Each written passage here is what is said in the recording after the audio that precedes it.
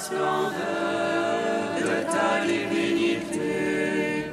Et lorsque tu ressuscitas les morts qui gisaient au fond du tombeau, tous les anges dans les cieux se mirent à chanter. Gloire à toi, source de vie, ô Christ notre Dieu. Lorsque tu es descendu vers la mort immortelle, l'enfer fut renversé par la splendeur de ta divinité.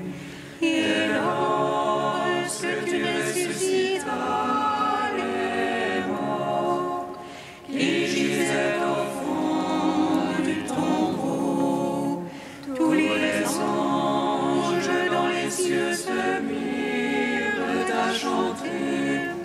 Gloire à toi, source de vie, ô Christ notre Dieu. Psaume 118, strophe 7. Un cantique pour moi, Seigneur, ta parole. Un cantique pour moi, Seigneur, ta parole. Rappelle-toi ta parole à ton serviteur, dont tu fis mon espoir. Voici ma consolation dans ma misère. Ta promesse me vivifie. Les superbes m'ont bafoué à plaisir. Sur ta loi je n'ai pas fléché. Je me rappelle tes jugements d'autrefois. Seigneur, je me console. La fureur me prend devant les impies qui délaissent ta loi. Cantique pour moi que tes volontés. En ma demeure d'étranger, Je me rappelle dans la nuit ton nom et j'observe ta loi. voici qui est pour moi, Seigneur. Gardez tes préceptes.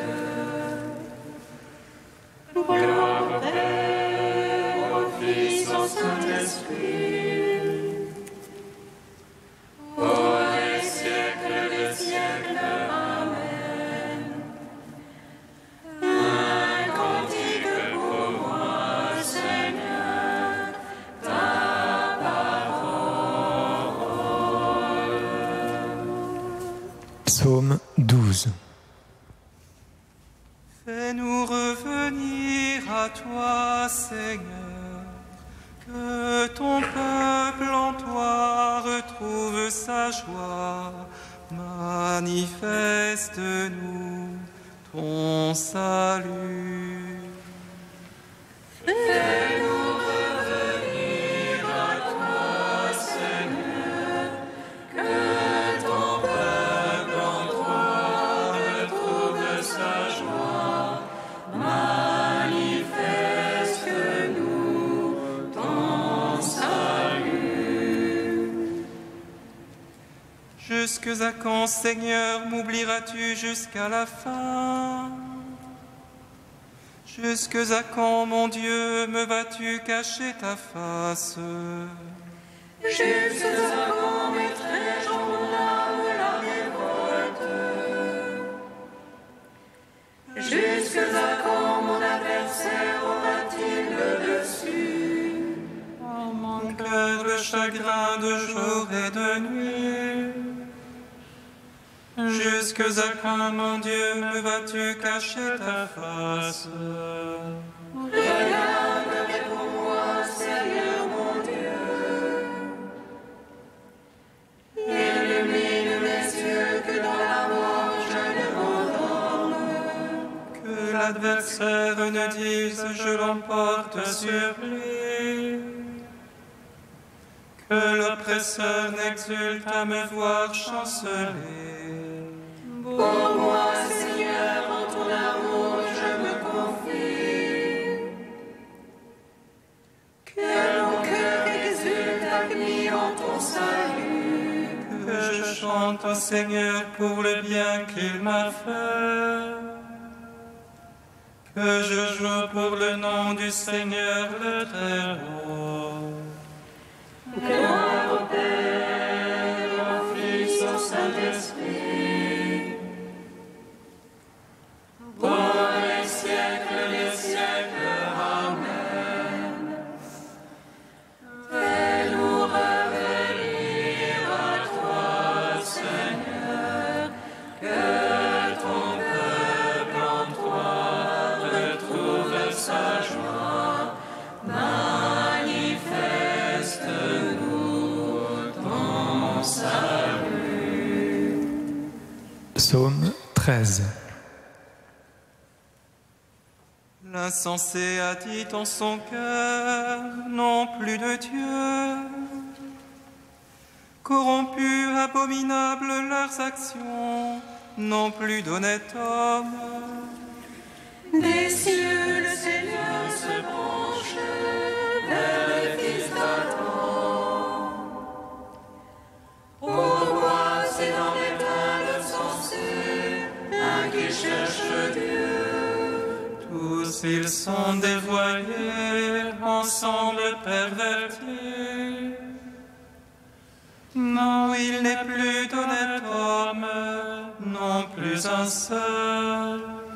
Ne savent-ils tous les malfaisants? Ils mangent mon peuple.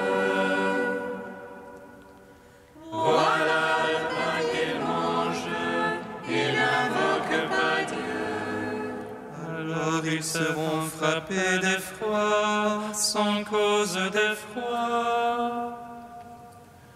Car Dieu est pour la race du juste, le Seigneur est son abri. Vous bafouez les visées du petit, mais le Seigneur est son abri. Il donnera de Sion le salut d'Israël, le Seigneur amènera son peuple. Lorsque le Seigneur ramènera son peuple, allégresse à Jacob et joie pour Israël. Gloire au Père, au Fils, au Saint-Esprit, pour les siècles des siècles. Amen. Fais-nous revenir à toi, Seigneur, que ton peuple en toi retrouve sa joie. Manifeste-nous ton salut. Cantique de l'Ecclésiastique, page 268. Écoutez-moi, mes enfants, et grandissez, comme la rose plantée au bord de l'eau. Comme l'encens exhalez une bonne odeur, fleurissez comme le lys. Donnez votre parfum, chantez un cantique, bénissez le Seigneur pour toutes ses œuvres.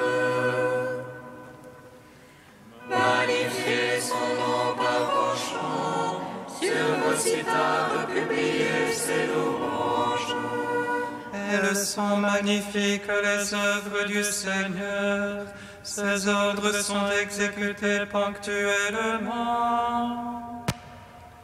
À sa parole, l'eau s'arrête et s'amasse, à sa voix s'ouvre le réservoir des eaux. Et de son ordre, tout ce qu'il désire s'accomplit. Personne n'arrête son geste de salut. Toutes les œuvres des hommes sont devant lui. Aucune n'échappe à son regard. Son regard s'étend de l'éternité à l'éternité.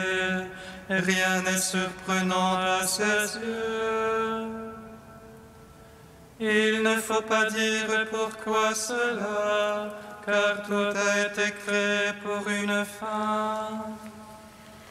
Rendons gloire au Père Tout-Puissant, à son Fils Jésus-Christ le Seigneur, à l'Esprit qui habite en nos cœurs, pour les siècles des siècles. Amen. Du Père Caffarel à la source de l'amour. L'oraison est un acte complexe.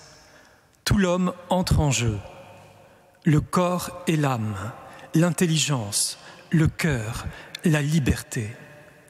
Mais il importe de bien discerner l'essentiel, ce qui, venant à manquer, prive l'oraison de toute valeur. Serait-ce la sensibilité, la ferveur? Mais alors, c'est bien décevant, car il suffit de si peu de choses pour perturber cette sensibilité. Un souci, une peine, une joie, une passion, un mal de dents.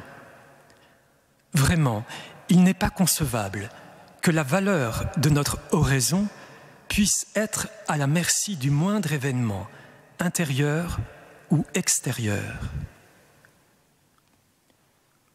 Ou l'attention à Dieu.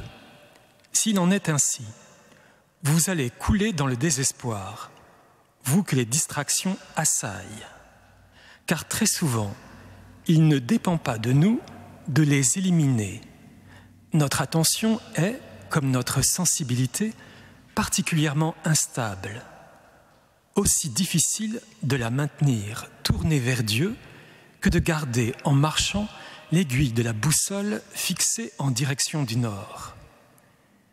Quel est donc l'essentiel de la prière? C'est la volonté. Quand notre être profond se tourne vers Dieu et se livre à lui librement et délibérément, c'est alors qu'il y a prière vraie, même si notre sensibilité est inerte, notre réflexion pauvre, notre attention distraite. Et notre prière vaut ce que valent cette orientation et ce don foncier. Vouloir prier, c'est prier.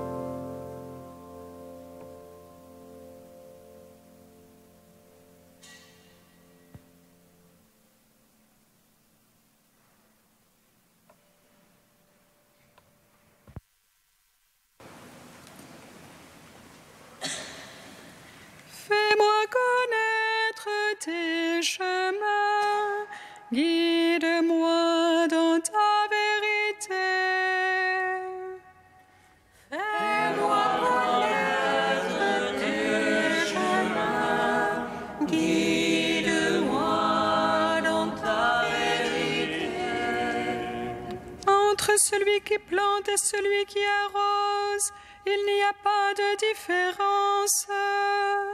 Mais chacun recevra son salaire suivant la peine qu'il se sera donnée. Fais-moi connaître tes chemins, guide-moi dans ta vérité. Lecture de la première lettre de saint Paul apôtre aux Corinthiens. Frères, quand je me suis adressé à vous, je n'ai pas pu vous parler comme à des spirituels, mais seulement comme à de faibles êtres de chair, comme à des enfants dans le Christ. C'est du lait que je vous ai donné et non de la nourriture solide. Vous n'auriez pas pu en manger, et encore maintenant vous ne le pouvez pas, car vous êtes encore des êtres de chair. Puisqu'il y a entre vous des jalousies et des disputes, n'êtes-vous pas toujours des êtres de chair, et n'avez-vous pas une conduite toute humaine ?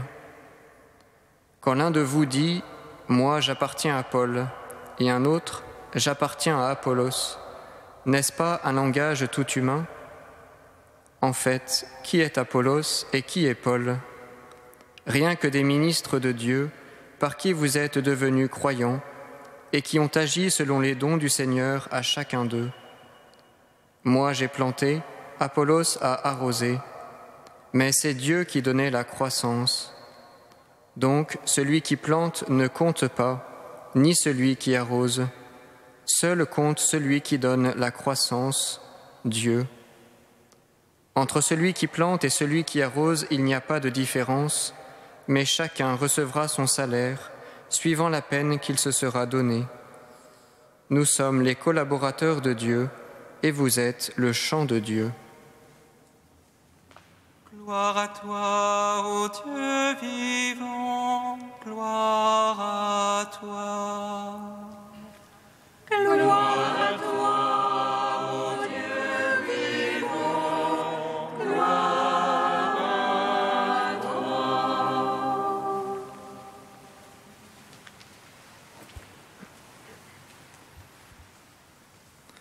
Croissance et bienveillance, édification d'une communauté et attention d'un pasteur.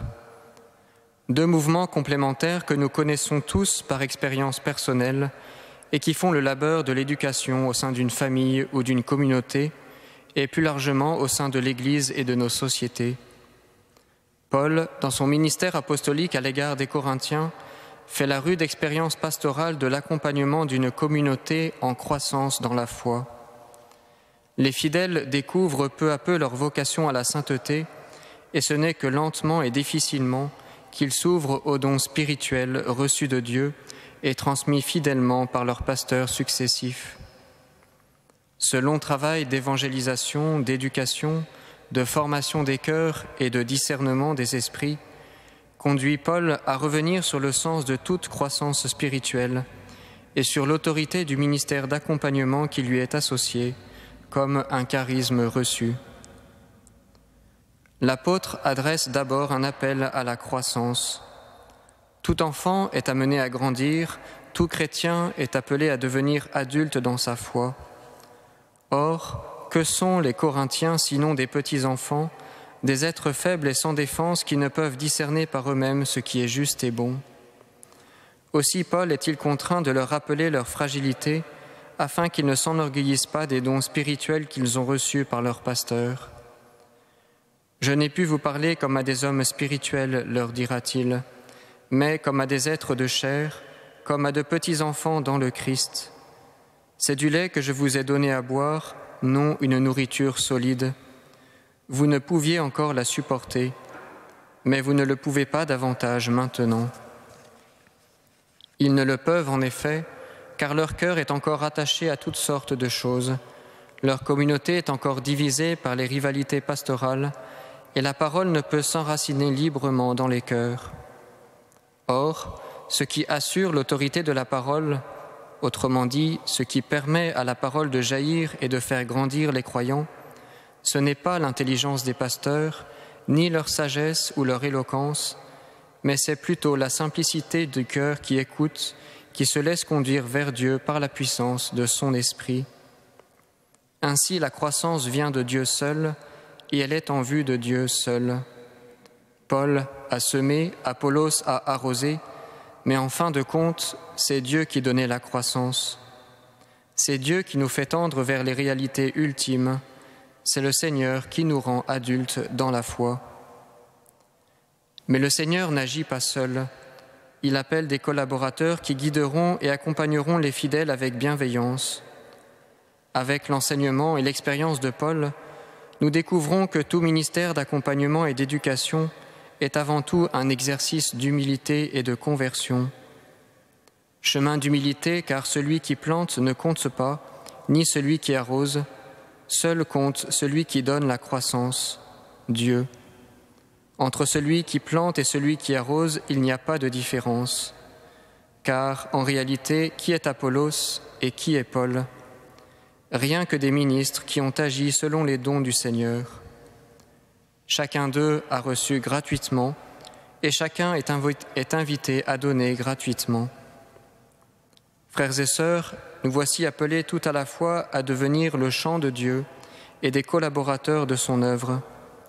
À travers la vie de famille, la vie de communauté, nous sommes engagés à vivre dans l'écoute mutuelle et le soutien fraternel. Que chacun, dès lors, poursuive ce chemin de croissance et de bienveillance, à l'exemple de Marie, mère de l'Église.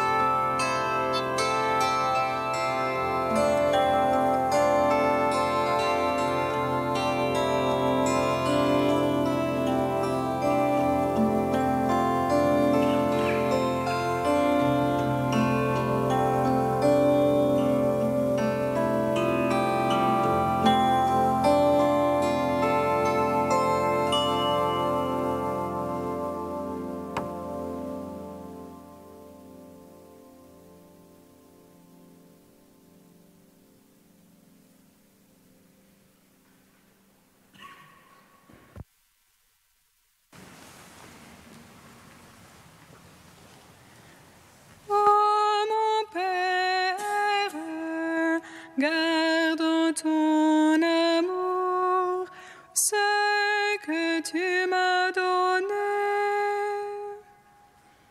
Ô Père, garde en ton amour ce que tu m'as donné. Seigneur, nous te prions pour tous les écoliers, les étudiants et leurs professeurs qui reprennent cette semaine le rythme du travail. Bénis chacun de tes enfants. Ô Père, garde en ton amour ce que tu m'as donné. Seigneur, nous te prions pour toutes les familles éprouvées par la maladie, le handicap ou le deuil. Console chacun de tes enfants. Ô Père, garde en ton amour ce que tu m'as donné. Seigneur, nous te prions pour les habitants de ce quartier, de cette ville, de ce diocèse. Conduis à toi chacun de tes enfants. Mon Père, garde en ton amour ce que tu m'as donné. Saint Dieu, Saint fort, Saint immortel, prends pitié de nous. Saint Dieu, Saint fort, Saint immortel, prends pitié de nous.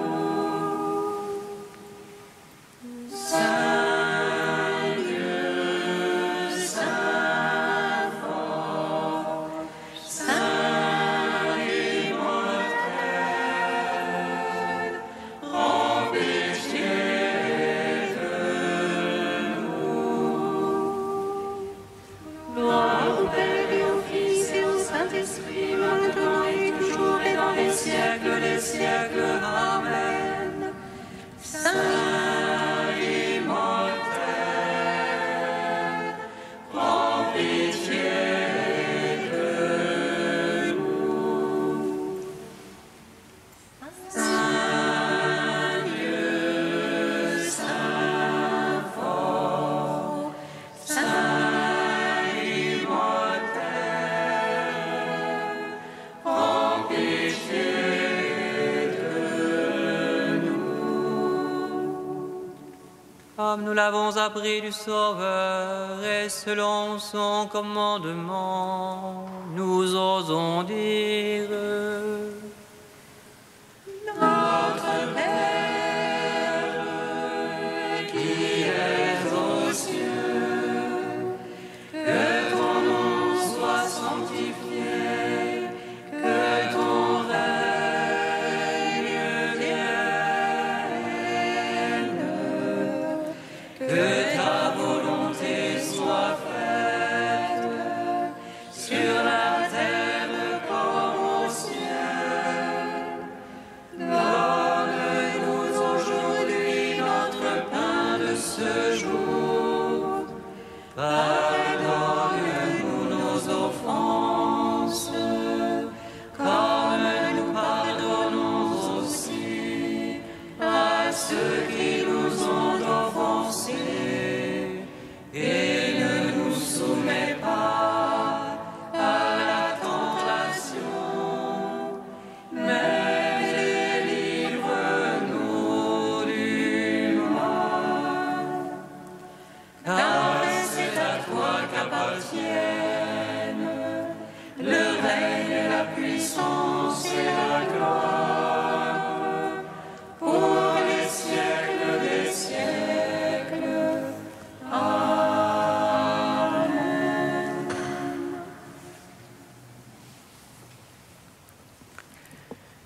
Dieu qui prend soin de ton peuple et le gouverne avec amour, écoute la prière du pape Saint Grégoire. Accorde ton esprit de sagesse aux hommes chargés de conduire l'Église, que les progrès de ton peuple saint fassent la joie éternelle de ses pasteurs.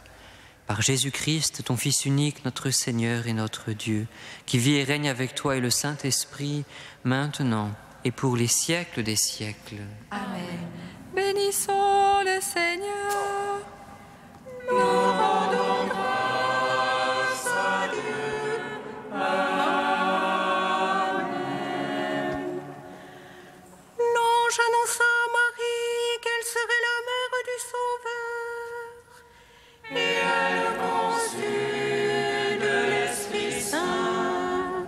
Réjouis-toi, Marie, pleine de grâce. Le Seigneur est avec toi. Tu es bénie entre les femmes et Jésus, le fruit de ton sein, est béni. Voici la servante du Seigneur. Qu'il me soit fait selon